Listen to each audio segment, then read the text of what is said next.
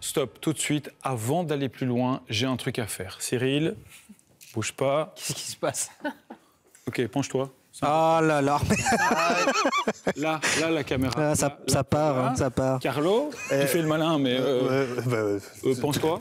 Ça va encore. Bon, oui, moi je trouve. tout ça pour dire... Considérant que je pourrais être son père. Tout ça pour dire que c'est intéressant d'analyser la santé. Vous avez vu, moi je me tiens à l'écart, je fais pas le malin. Hein. Non, mais toi tu as la casquette. Oui, voilà, c'est ça.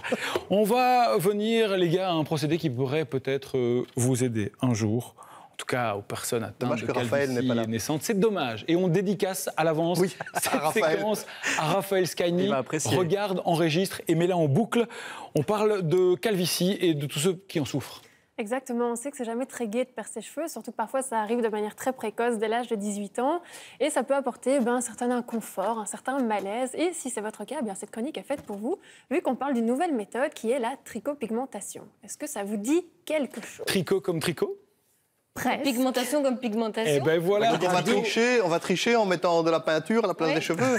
Plus ou moins. En fait, c'est une technique qui consiste à injecter des micropigments à la surface du crâne pour redonner un effet de densité. Vous voyez là le monsieur à l'écran. Ah ouais? C'est ça. En fait, donc ça vise à combler les espaces qui seraient laissés par la perte de cheveux. Mais c'est une sorte de tatouage de crâne en gros. Pas exactement, parce qu'en fait, les pigments ne sont pas les mêmes. Ici, dans notre cas, ils sont dits biorésorbables, donc ce n'est pas définitif. Ils sont mis plus superficiellement dans la peau et l'aiguille utilisée est plus fine que lors d'un tatouage classique. Mais pour bien vous rendre compte de ce que c'est, je vous propose de suivre Christine Enarts, qui est partie à la rencontre de ce qu'on appelle du coup un tricopigmentiste et de clients qui ont testé cette nouvelle méthode. Regardez. On ne dirait pas comme ça, mais il y a encore quelques mois, Martine avait perdu une bonne partie de ses cheveux. Vous perdez vos cheveux dans quelle zone? Ici, vraiment le dessus du crâne, un peu comme ma maman, c'était un peu génétique. Pour que ses cheveux repoussent, elle a tout essayé. J'ai essayé des vitamines par la bouche, sur les cheveux, en lotion. J'ai essayé des huiles essentielles. Sans succès, alors Martine s'est tournée vers une nouvelle méthode, la tricopigmentation. C'est un remplissage, c'est un tatouage dans les tons brun-gris. Et c'était bien ce que je demandais. En réalité, on n'a pas implanté des cheveux sur le crâne de Martine, mais bien des micropigments que l'on devine ici sous ces quelques mèches. Dans cet institut namurois, on est spécialisé dans cette nouvelle méthode. Nous allons employer des pigments biorésorbables que nous plaçons dans le derme, de façon à ce que nous puissions compléter les zones démunies, pour qu'une illusion d'optique soit créée afin de compléter les blancs. Ici, c'est Romain qui se fait colorier le crâne. Romain, est-ce que c'est douloureux?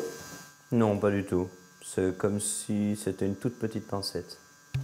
À 24 ans, Romain souffre d'une calvitie naissante. Quand je suis assis et que des gens passent derrière moi, même si ça m'importe peu qu'ils voient que j'ai une perte de cheveux ou quoi que ce soit, j'y pense et j'ai plus envie d'y penser. C'est vraiment pour ça que je me suis tourné là-dessus. Pour un effet plus naturel, on lui a conseillé de se raser les cheveux avant de passer à la tricopigmentation. Pour le résultat final, il faudra au moins 3 séances et un bon petit budget. Ici, on paie par zone à travailler. Cette première zone est ici. La seconde zone vient vraiment se composer d'ici. La troisième zone est vraiment celle-ci.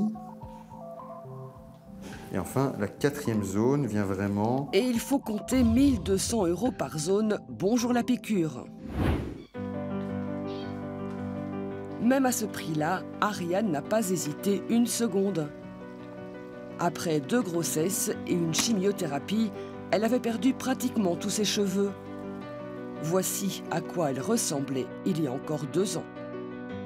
J'étais vraiment complexée. Vous avez fait le traitement où ça exactement? Dans quelle zone? Toutes les zones. Je veux dire surtout le dessus et les côtés et l'arrière. Dans la nuque, il n'y a pas eu besoin parce que là, j'avais encore des cheveux. Mais je veux dire, c'était la seule technique qui était possible chez moi. Je m'étais renseignée aussi pour faire de la réimplantation. Mais j'avais pas assez de cheveux à l'arrière, donc ça n'aurait pas marché. Après avoir traité toute sa tête en tricopigmentation, Ariane revit. L'illusion est parfaite. Tout le monde a été bluffé. Tout le monde pense que mes cheveux ont repoussé. Romain, lui aussi, a bluffé son entourage. Nous le retrouvons après 2 mois. Ses cheveux ont repoussé et la différence entre l'avant et l'après-traitement est encore plus flagrante. On est vraiment entre 30 et 50% des points. Même moi, pour même 30 à 50% des points, je suis complètement époustouflé. Pour conserver ce résultat, il faudra faire des retouches tous les ans ou tous les 2 ans, selon les cas. Bon, la vie des garçons qui sont concernés, forcément, vous en pensez quoi? Bah écoutez, je pense que si on est mieux dans sa peau après, pareil, qu'on le fasse. Ils ont l'air satisfaits, mais les médecins, ils en pensent quoi, Sybille? Bien, je vous propose d'écouter l'avis d'un médecin, et ce médecin, c'est Marie Bach, qui est chef de service en dermatologie à la clinique Saint-Luc.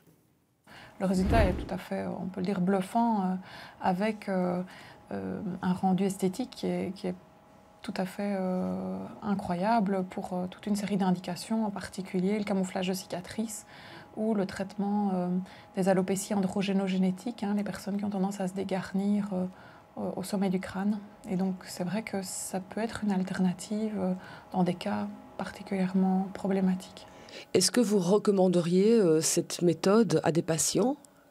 On le recommande déjà. C'est vrai qu'on a eu, dans des cas de cicatrices ou de personnes qui ont une chute de cheveux pour lesquelles les traitements conventionnels n'ont pas donné des résultats suffisants et qui sont particulièrement affectés par leur calvitie, on les a déjà orientés vers ce type de technique, voilà, quand ils ont évidemment les moyens, parce que ça reste des techniques particulièrement coûteuses.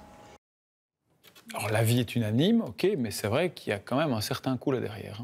Mais oui, c'est vraiment pas donné. Donc on est à 1 200 € par zone, en sachant qu'il y en a 4. Donc si on décide de se faire pigmenter toutes les zones, on est déjà à 4 800 €. Et à ça, il faut encore ajouter les retouches, parce qu'on l'a dit, ce sont des pigments résorbables, donc ça ne reste pas. Il faut envisager ces retouches toutes les 1 à 2 ans, et c'est entre 3 000 et 5 000 €. Ah ouais, quand même, tout à fait. Justement, on peut se poser la question, pourquoi c'est pas comme un tatouage? Pourquoi ils font pas ça de façon définitive et ils veulent absolument que ce soit résorbable? Parce que on a l'impression que c'est un peu une machine à sous, quoi. C'est une machine pour se faire de l'argent. Mais quand on voit le prix, on se demande finalement si c'est peut-être pas mieux de faire une greffe de cheveux. Il y a une différence majeure entre les deux?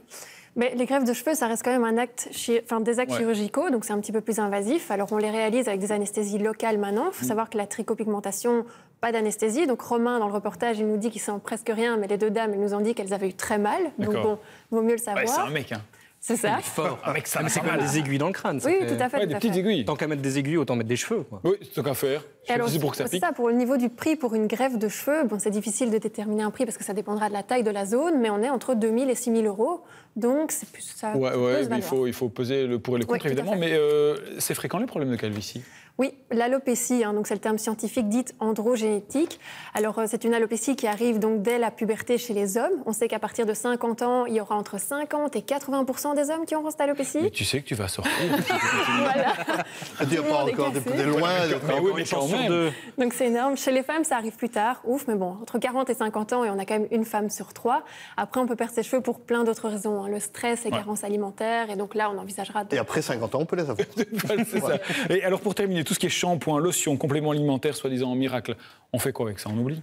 Ce qu'on retient, c'est que ça représente quand même un très gros budget et qu'au final, il n'y a aucune preuve scientifique de leur efficacité. À l'heure actuelle, on a 2 médicaments qui ont fait leurs preuves, c'est le minoxidil et le finastérid, en sachant que ce sont des traitements qu'on prend à vie et qu'il y a quand même certaines contre-indications pour les femmes. Si vous avez déjà essayé ça, la tricopigmentation, n'hésitez pas à partager votre expérience aussi sur la page Facebook de l'émission. Pour la suite